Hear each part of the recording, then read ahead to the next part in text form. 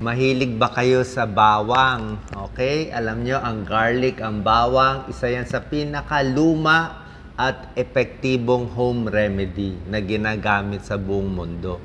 Pero, hindi lahat ng tao pwede kumain nito. Okay? So, bilang internist, cardiologist, bibigay ko sa inyo yung benepisyo at side effects. Sino pwede kumain, sino hindi pwede kumain, at gaano karami pwede kainin. Okay? Sa mga may high blood, mataas cholesterol, panoorin nyo to. So, bukod sa bawang, ang isang pinagtatalunan pa, mas maganda ba hilaw na bawang? O yung sunog o yung luto, ano ba maganda? Yan. Tingnan nyo, pag raw garlic, pwede rin naman kainin ng raw garlic, ayan o, fresh, nilalagay sa mga salad. Diba? Minsan sa luto, lightly cook lang sa mga salad dressing, sa mga sausawan sa suka, di ba? Pag nagsasawsaw tayo, minsan sa lumpia, hilaw na bawang. Ang problema lang, pag hilaw, matapang, very pungent yung amoy, pero mas malakas yung benefits niya kung hilaw. Mas maganda ba hilaw? Ano pros, ano cons? Tingnan natin. Ang secret ingredient kasi ng bawang, pangalan, allicin. Okay, itong allicin, nandyan yung benefits niya sa puso, sa cholesterol, para hindi magbaray maugat natin, sa high blood, sa immune system. Kaya lang, pag niluto mo na, pinirito mo na, lalo na sa mani, di ba, may toasted garlic, nawawala na itong allicin. Konti na lang natitira. So, kung gusto natin makuha yung benefits ng improved immunity, support heart health, sa high blood, minsan sa blood sugar, may konting pag-aaral din. So, kung gusto natin ng benefits, mas maganda sana kung hilaw. Kaya lang, maraming side effect kung hilaw. So, tingnan natin, titimbangin natin yung pros and cons. Tingnan muna natin benefits ng garlic. Okay? Mamaya, explain natin ano yung side effects. So, garlic, yan. Ito isang bulb, ito isang clove, isang butil. Ayan, oh. Pwede pang cholesterol, especially sa mga ugat na nagbabara. Kung nagbabara mga ugat nyo, maganda dito. How to prepare? Marami. Yan, oh, chinachop, dinudurog, pwede rin yan.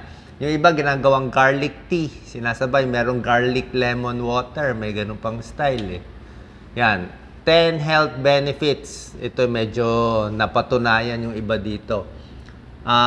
Traditional medicine, laging ginagamit yan, even before sa buong mundo.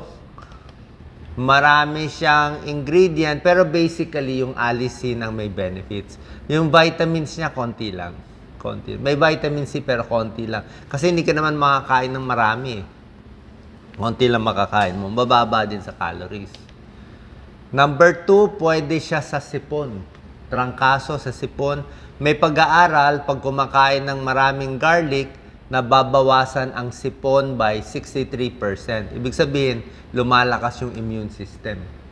Mas mabilis din gumaling yung mga taong may sipon compared sa walang iniinom. 1 to 2 days earlier gumagaling kung kumakain ng garlic.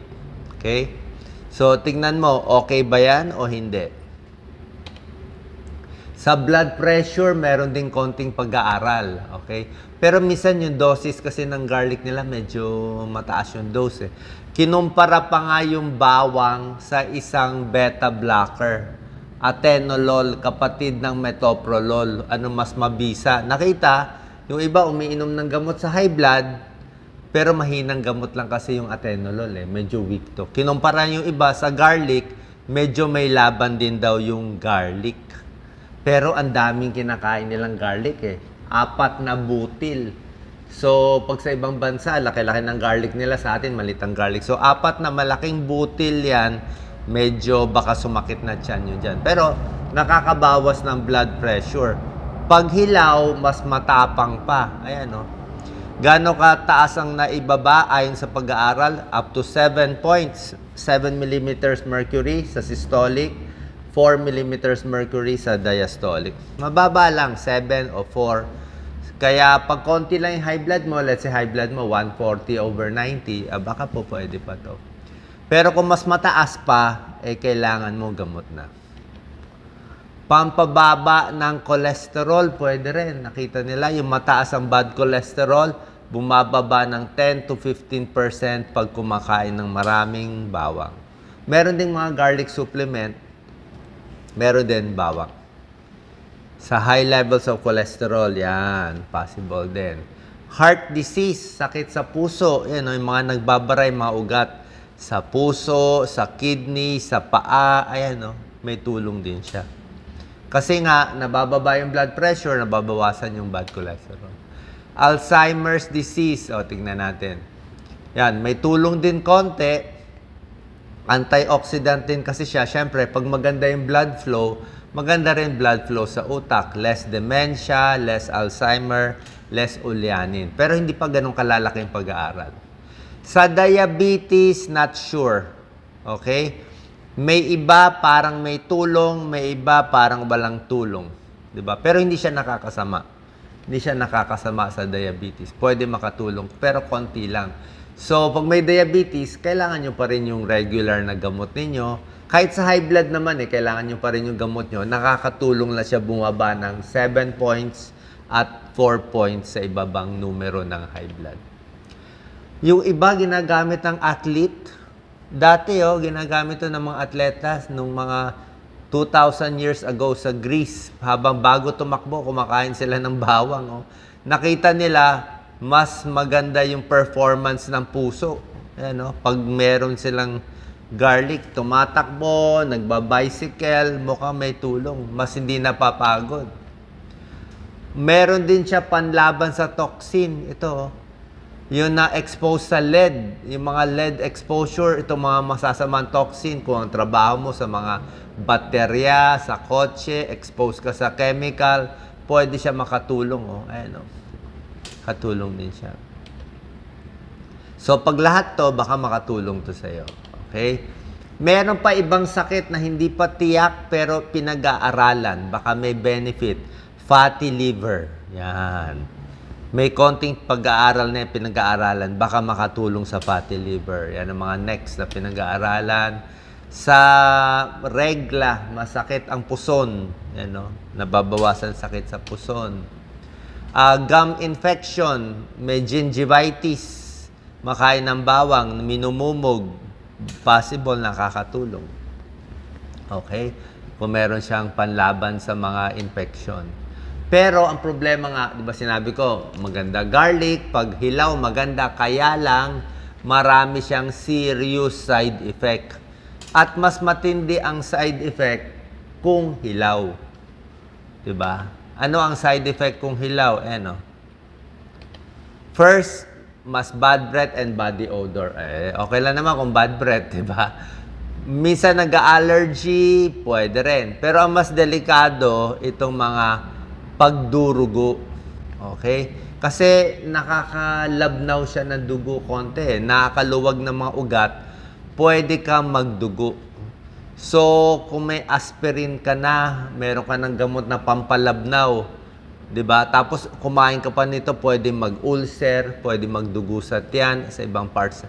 Pwede mag-heartburn, sumakit ang sikmura. Sa buntis at sa bata, hindi rin pwede sobra dami. Pwede lang konti sa 2 butil, walang problema. Pag yung bawang pinapahid, minsan nakakasunog ng balat. Pero minsan nakakagaling din. Pero pa nasobra na yan. So yan ang mga binabantayan. So pag buntis or sa mga bata, konti lang ang binibigay. Hindi rin pwede sobra dami. Pag ooperahan, may pagdurugo sa katawan for surgery, bawal yung aspirin, bawal din yung bawang. Kasi nga effective siya. Nakakalabnaw din siya ng dugo. So yan ang mga warning natin sa balat, pwede magdugo, mga ooperahan, ayan pati yung blood pressure mo, pwede bumaba. So ipapaalam nyo sa doktor nyo pag kumakain kayo ng maraming bawang. Maraming luto. Okay, ito medyo hilaw nga luto dito, di ba? Ito, half cook di ba, Doc Lisa? Half cook lang yan So, medyo raw na yan. Pero masarap yung garlic. Di ba? So, ang recommended natin do sa mga studies, yung iba ito yung isang buong garlic head. Hindi ko naman sinabi ganyang karami, sobra dami. Ito yung isang butil. 'Di ba? Depende sa laki ng bawang. Pero ang recommended lang, mga 1 o 2 butil a day, may konting benefit na. 1 to 2 garlic clove, ganun lang karami. Yung iba hanggang 4 na butil, depende sa luto di ba? Pero tulad ng sinabi ko, pag masakit ang tiyan mo, kung concern ka, so okay ba hilaw? Depende sa inyo, siguro pa konti-konti kung kakayanin, o medyo luto-lutuin konti kung di mo kaya. Ang ayaw lang natin, wag lang sunugin. Kasi pag sinunog mo na yung bawang, halos wala ng benefits. Kung sobra naman hilaw, baka hindi mo kaya, masumakit yan mo. So, doon ka lang sa medyo a little luto or a little hilaw, depende kung kaya ng tiyan ninyo. So, sana po nakatulong tong video sa benefits ng bawang, hilaw at luto na bawang. Salamat po.